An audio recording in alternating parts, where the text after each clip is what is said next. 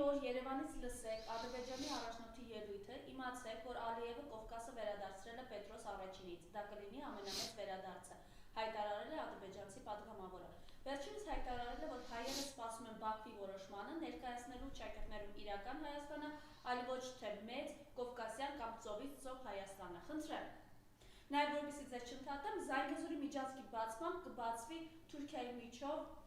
անցնող արևելք-արևմուտք գիծը, հայտնել է Ադրբեջանում Թուրքիայի դեսպանը։ Տարածաշրջանը, որտեղ մենք ենք գտնվում, կդառնա ամենանշանակալիցներից մեկը փոփոխվող աշխարհակարգում։ Ուրեմն ակնհայտ է, որ այն միտքը, որ Ադրբեջանի տարբեր պաշտոնատար անձանց շուրթերից հնչում է, ակնհայտ է, որ Ռուսաստանին դուրս դնելու խնդիր կա։ Ինչու՞։ Որտեղ թուրքական աշխարհը 1600-ականների եւ 700-ականների այս տարածաշրջանը ոչ միայն հարավային Կովկասը, նաեւ հյուսիսային Կովկասը, նաեւ միջինասիական հանրապետությունների տարածք կամ կենտրոնական Ասիայի երկրները, ներառյալ մինչև Աֆղանստան, այդ թվում նաեւ Իրանի մի մասը, այդ թվում նաեւ Սիրիա, այդ թվում նաեւ Իրաք, այդ տարածքների համար միշտ մրցակցություն է գնացել թուրքական աշխարհը ներկայացնող այս կամ այն ցեղախմբի եւ, ասենք, իրանական աշխարհը ներկայացնող 1502 թվականից մինչև 1736 թվականը այս իմ նշած տարածաշրջանում բացարձակ առումով կայսրություն են ստեղծել մոտ 234 տարի կայսրություն են ստեղծել Սեֆյանները, շահերը, որոնք շիա մուհամեդական էին, բայց իրենք պարսիկ չէին։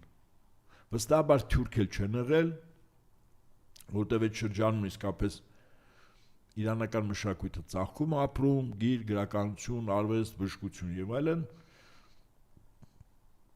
Տարբեր գնահատականներով հիմնական կարծիքը, որ այդտեղ մի քանի 100 տարի ապրած շիա մուհամեդականություն ընդունած քրդեր են եղել, բայց իրենք սպասարկել են այդ տարածքում, այսպես ասենք, Իրանի շահը։ Հիմա խնդիրը հետևյալն է, եւ այս տարածքների համար Ռուսաստանը կռիվներ է մղել, այդ ու նաեւ Պետրոս մեծի ժամանակներում։ Հիմա որպեսզի ձեր նշած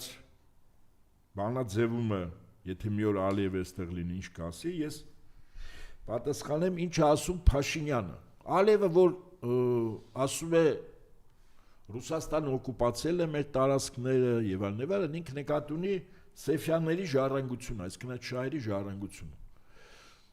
որտեղ իմ խորին համոզմամբ Ադրբեջանի նախագահը ինքը արդեն իսկ ամենայն հավանականությամբ համոզվել է, որ այն պրոյեկտները, որ կան մեծ Թուրանի, դա հետին պլան է մղվում, շատ ավելի առաջնակարգ է դառնում եւ Միացյալ Նահանգների համար եւ Իսրայելի համար, ոչ թե մեծ Թուրանը, որը բրիտանա-թուրքական պրոյեկտ էր, Ռուսաստանի դեմ ուղղված այլ Սեֆյանների ժառանգորդ պետությունը հայտ ներկայացնի այդ կայսրության 234 տարվա կայսրության քաղաքական ժառանգությունը ուրեմն ստանալու եւ դա դրվում է Ալիևի վրա այդ թվում նաեւ Իրանի Իսլամական Հանրապետությունից Ատրպատականի ամբողջ շրջանը որ ասեմ բոկելով Սեֆյանների ժամանակ մայրաքաղաքներ եղել է եւ Թավրիզը եւ Սպահանը, բայց ոչ երբեք Բաքու։ Փաստը մնում է փաստ, որ հիմա Ալիևին համոզել են եւ կարող եմ ենթադրել առաջին համոզողներից մեկը Վատիկանն է, ինչ որ շահեր ունի լուրջ։ Հիմա եթե վերադառնանք Ադրբեջանի նախագահի եւ այլ պաշտոնատար անձանց կեցվածքը Ռուսաստան որպես օկուպանտ այդ տարածքները ժամանակին գրավել։ Ինչ է ասում Փաշինյանը։ Հետաքրքիր որ նույն երգն է երգում եւ արդեն իսկ փագագծերը բացվում է Ռուսաստանին տարածաշրջանից դուրս դնել եւ Հայաստանը դառնա Սեֆյանների քաղաքական ժառանգորդ Ադրբեջանի, մեծ Ադրբեջանի, որը հույս ունի, որ Իրանի դեմ պատերազմից հետո Ատրպատականը ամբողջովին կասնի Ադրբեջանը, ինք ստեղծվի արդեն մեծ Ադրբեջան Սեֆյանների ժառանգության մի մասը, ասենք Բաքու կենտրոնում։ Հիմա Փաշինյանը այս պրոյեկտի մեջ է եւ ինչ է ասում Փաշինյանը։ Ի արձագանք նոր ձեր ընթերցած ադրբեջանցի այդ պաշտոնատար անձի ասում է հնարավոր է որ գոյություն ունի ընդհանուր վտանգ Հայաստանի եւ Ադրբեջանի անկախության համար։ Սա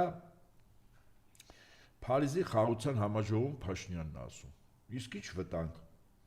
Հայաստանի եւ Ադրբեջանի անկախության համար ով այդ վտանգը ակնհայտ է որ ենթատեքստով Ռուսաստանն է։ Հիմա շարունակում է։ Ասում է որ երկու երկրները Կովկասի, Հարավային Կովկասի նկատի ունի Ադրբեջանն ու Հայաստանը նմանատիպ պատմական փորձ ունեն անցած դարում։ Ահա, արդեն գալիս ենք 1918-20 թիվ։ Եվ հիմա ես մեջ բերում եմ Փաշինյանի խոսքը։ Ասում է. հնարավոր է մենք արդեն սկսել ենք գիտակցել, որ ընդհանուր շահերի համար, մասնավորապես մեր անկախության, ինքնիշխանության եւ պետականության ամրապնդման նպատակով կարող է գոյություն ունենալ ընդհանուր գործոն, հաշվի առնելով, որ պատմությունը ցույց է տվել, որ այդ ճանապարհով մենք կշահենք։ Ի դեպ, 20-րդ դարի սկզբին մենք միասին ստացանք անկախություն 3 օրում։ 1918 թվականին մենք ստացանք անկախություն, իսկ մի քանի տարի անց միաժամանակ կորցրեցինք այն՝ Ադրբեջանը, Հայաստանը եւ Վրաստանը։ 1991 թվականին մենք միաժամանակ միասին ստացանք անկախություն եւ հնարավոր է որոշ ժամանակ անց գիտակցեցինք, որ մեր անկախությանը կարող է սպառնալ ընդհանուր վտանգ։ Եվ մենք որոշեցինք կենտրոնանալ մեր պետությունների զարգացման, մեր անկախության եւ ինքնիշխանության պաշտպանության օրակարգի վրա։ Իմ կարծիքով սա շատ կարեւոր գործոն է, սակայն վստահ չեմ, որ Ադրբեջանի դեպքում ադրբեջանական կողմից գնահատականը նույնը կլինի։ Ասվա դուս խոսքը հավանակին են ասում։ Փաշինյանը ակնհայտ ասում է, որ ինքը 1918-20 թվականներին այս տարածաշրջանում Բրիտանիայի գերիշխանությամբ ստեղծված անդրկովկասյան Սեյմ այդ ժամանակ նման մի կառույց էր վերպետական ստեղծել, որ իր բանակը պետք է ունենալ եւ որը այդ բանակի անձնակազմը պետք է ինչ աներ մարտնչեր բոլշևիկյան Ռուսաստանի դեմ։ Այս էլ ձեզ ներկա պրոյեկտը։ Այսինքն Հայաստանի Հանրապետության զինված ուժերը եւ զինված ուժերի զինծառայողները պատրաստվում են մոտ ապագայում Ռուսաստանի դեմ, եթե ստացվի իհարկե։ Ուղղակի այս պրոյեկտի մեջ հիմա ներգրաված է ոչ միայն Բրիտանիան, այլև Վատիկանը, այլև Միացյալ Նահանգները։ Ինչ-որ չափով Թուրքիան, թե Թուրքիան իր խաղ ունի, իր համար կարևորը թուրքական պետությունների կազմակերպությունը մեծ Թուրան պրոյեկտի միսու արուն ստանա առավելագույնս։ Բայց հիմա այնուամենայնիվ այստեղ Հարավային Կովկասի 3 հանրապետություններին օգտագործելն է առաջին հերթին Իրանի, հետո Ռուսաստանի դեմ։ Եվ նույն Փաշինյանի խոսքով Հայաստանն ու Ադրբեջանը պետք է կարողանան օգտագործել միմյանց տարածքը տարանցման համար։ Եվ Փաշինյանի հայտարարությամբ Հայաստանը պատրաստ է բացել տարածիկ ճանապարհ Թուրքիայից Ադրբեջան։ Եվ հնարավոր է շատ ուժեր շահագրգիռ չլինեն այս հաղորդակցային ուղիների բացման հարցում։ Ակնհայտ է Ռուսաստանի եւ Իրանի նկատի ունի, բայց իրականում այս նախագծից բոլոր դերակատարները կշահեն։ Իհարկե դերակատարները եթե լինեին Միացյալ Նահանգներ, Բրիտանիա, Թուրքիա, Ադրբեջան, իհարկե իրենք շահելու են։ Սա ասել է Փաշինյանը հոկտեմբերի 30-ին 2025 թիվ։ Ակնհայտ է, որ այս մտքերի ամբողջ իմաստը, ինչպես ասում են ալֆան ու օմեգան, հետևյալն է։ Հայաստանը մտնում է մի պրոյեկտի մեջ, ես դրա մասին շատ վաղուց եմ ասել եւ նորից ինձ իրավունք են վերապահում կրկնել, որտեվ արդեն մենք գործնական փուլ ենք մտել։ 1918-ին ստեղծված անդրկովկասյան Սեյմ։ Միացյալ բանակ, որը պետք է պատերազմի, ես կարծում եմ, որ դա պատերազմելու է, ընդ որում դա բավականին լուրջ զինուժ է, որտեղ Թուրքիային էլ են ներգրավելու, իսկ եթե Թուրքիայի եւ Ադրբեջանի զինուժը եւ պայստազորում, ակտիվ պայստազորում, ոչ պասիվ, ակտիվ պայստազորում գտնող անձնակազմը քանակը մենք գնահատենք, դա մոտ 1 միլիոն մարդ է, 400,000 Թուրքիան ունի գործող բանակ 400,000 ակտիվ պայստազորում է, 100,000 Ադրբեջանը ունի բանակ 100,000 ակտիվ պայստազորում է եւ այսպես 1 միլիոնանոց բանակ, որը մարտական խնդիր պիտի կատարի մի կողմից Ռուսաստանի, մյուս կողմից Իրանի Իսլամական Հանրապետության դեմ։ Եվ այստեղ Հայաստանը եւ Հայաստանի քաղաքացիները եւ զինված ուժերը այս մեծ պրոյեկտի մեջ ընդհանրապես գործիք են օգտագործելու մսացու, ինչպես ասում են։ Այդ դրան են պատրաստում եւ պատական չի որ հիմա Հայաստանի զինված ուժերը բոլոր առումներով համազգեստից սկսած բերվում են ՆԱՏՕ-ի ստանդարտներին։ Այդ թվում նաեւ զենք զինամթերք, որտեղ ինքնաձիգից սկսած հրետանի, արկեր եւ այլն, այդ բոլորը ռուսական արտադրության հետ էական տարբերություններ տրամագծերի հետ կապված։ Հիմա ՆԱՏՕ-ական զենք, ՆԱՏՕ-ական հրահանգիչներ, ՆԱՏՕ-ական մարտավարություն, ՆԱՏՕ-ական բանակի կառուցվածք սերժանտական ինստիտուտով։ Այս բոլոր նպատակը մեկն է, որ երբ այս 1 միլիոնանոց բանակը Ադրբեջանը, Թուրքիան, Հայաստանը, Վրաստանը երբ սկսեն գործողություններ Իրանի եւ Ռուսաստանի դեմ, ապա պետք է կարողանան ներդաշնակված գործել։ Ադրբեջանի բանակը վաղուց ՆԱՏՕ-ի ստանդարտներում է, Վրաստանի բանակը, որը պարբերաբար զորավարություն է անում Թուրքիայի եւ Ադրբեջանը ՆԱՏՕ-ի ստանդարտներում, են Հայաստանի, Հայաստանին բերում են ՆԱՏՕ-ական ստանդարտներով։ Եվ մարտավարությունը, եւ կառուցվածքը, եւ զինամթերքը, եւ զինամթերքի ինքնաձիգից սկսած փամփուշտ արկերի տրամագծերը։ Այսպես, այնպես որ այդ խաղաղության դարաշրջան առևտուր կանենք, ամենից լավ կլինի կուշտ կուտեք, կուշտ կապրեք։ Ես ոչ թե չարագուշ եմ, այլ գործնականում ասում եմ, այս տարածաշրջանում պատրաստում է շատ մեծ պատերազմ, մի կողմից Իրանի, մյուս կողմից Ռուսաստան դեմ, չգիտեմ, տարբեր սցենարներ կան, ես չեմ ուզում, եւ այս հաղորդման նպատակն էլ չի, թե որ սցենարը առավել շուտ կաշխատի, բայց ակնհայտ է, որ երկու պետությունները թիրախավորված են եւ կրկին պատական չի Ռուսաստան դաշտությունը ամեն աստծոր ռազմական ինքնաթիռներով տեխնիկա է տեղափոխում Իրանի Իսլամական Հանրապետություն։ Այսինքն այդ երկու պետությունները պատրաստում են այս տարածաշրջանը իրենց դեմ պատերազմող երկրներին հավուր պատշաճի, ինչպես ասում են, պատասխանել։ Բայց այդ պատերազմների հետ կապված ես ընդհանրապես մեկ բան ասեմ, որ մի քանի օր առաջ Ռուսաստանի նախագահը երբ Պոսեյդոն եւ Բուրիվեսնիկ զինատեսակների մասներ խոսում, որոնք հաջողության փորձարկումներ անցել են, Ռուսաստան նախագահը մի հետաքրքիր այսպես մեջբերում արեց։ Ուրեմն կա Խորհրդային Միությունը ունի ցարի բոմբա, այսինքն շատ հզոր 50 մեգատոն ուրեմն պայթյունը 50 մեգատոն ներկա այն օրինակը որտեղ Ռուսաստան նախագահը բերեց մի հրթիռի հետ կապված իրենց մոտ նա պայթյունի չափը 10 մեգատոն էր եւ ընդհանրապես ասեց որ Պոսեյդոնից արձակած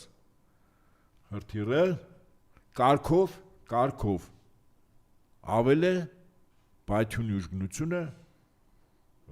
այն հրթիռից, որը ունի 10 մեգատոն, այսինքն մենք արձանագրում ենք, որ 100 մեգատոնանոց պայթյուն առաջացնող հրթիռ ունի Պոսեյդոնը եւ 3 օր առաջ ռուսական մի նավ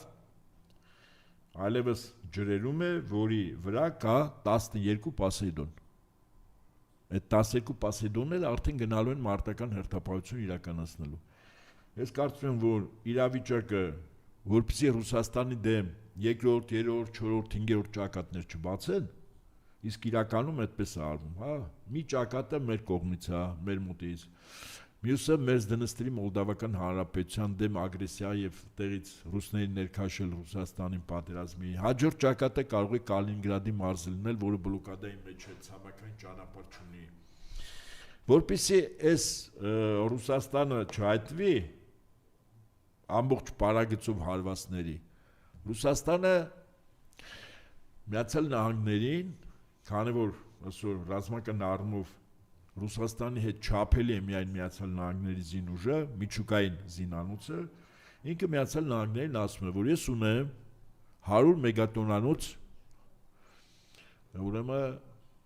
պայթող հրթիռներ, եւ որը կարող են պայթեցնել։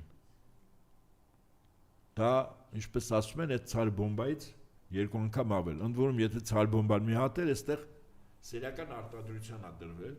եւ արդեն մարտական հերթապահություն է իրականացնում։ Էլ չեմ ասում բուրևեստնիկ տիպի ինքը ասում են հրթիռ է, բայց ես կարծում ինքը անօթաչու թռչող սարք է իր ֆունկցիոնալ տարողությամբ։ Միջուկային շարժիչով աշխատում ռեակտորով 14 ժամ թռել է, 16000 կիլոմետր թռել է, բայց այստեղ կարևորը գիտեք որն է, երբ հրթիռը բաց է թողնում, հրթիռը երկու գործառույթ կարող է անել, կամ թիրախին հարվածել, կամ եթե կրակող մասը որոշում է, որ թիրախին պետք է չհարվածի, ինքն է ոչնչացնել, այսինքն հրաման է գնում, ինքն է ոչնչացման, այդ հրթիռը հետ չի գալիս։ Ի տարբերություն այդ հրթիռների, բուրիվեստիկը ինքը հետ է գալիս, այսինքն եթե խնդիր կա, որ մարտական խնդիրը ընդամենը աուսարսափ տարածելն է հակառակորդի վրա, հետո այդ հրթիռները հետ են գալիս, այդ առումով իրենք ավելի շուտ անօթաչու թռչող սարքերի դասակարգի մեջ են մտնում, բայց բնականաբար երկար ժամանակով գտնվելով օդում եւ խոչընդոտները հաղթարելով, լինի օվկիանոս, ծով, լինի լեռներ, ձորեր եւ այլն, մակերեսին շատ օդ, այսինքն այդ անօթաչու թռչող սարքը կամ այնուամենայնիվ ասում է հրթիռը ինքը հակաօդային եւ հակահրթիռային պաշտպանության միջոցների համար անխոցելի է։ Սա էլ մյուս առավելությունը, որի մասին Ռուսաստանի նախագահը ասաց։ Սա մենք կարևորենք, որ այնուամենայնիվ մեզ ոչ բարեկամ պետությունները պլանավորել են այս տարածաշրջանը պայթեցնել։ Ես կարծում եմ, որ այնուամենայնիվ Ռուսաստանը փորձելու է ճակատներ չբացելու համար Միացյալ Նահանգների հետ վերջնարդյունքում նստի ընդհանուր հայտարար գալու։ Իհարկե ուժի դիրքերից։ Այսինքն process-ը գնում է Կարիբյան ճգնաժամ 2-ի սցենարով։ Վերջին հաշվով ժամանակին Խորհրդային Միությունը եւ Միացյալ Նահանգները, որսի միջուկային պատերազմ չլիներ, նստեցին բանակցեցին փոխզիջումներով։ Կարծում նույն բան հիմա է լինելու։ Այսքանը ձեր հարցին ի պատասխան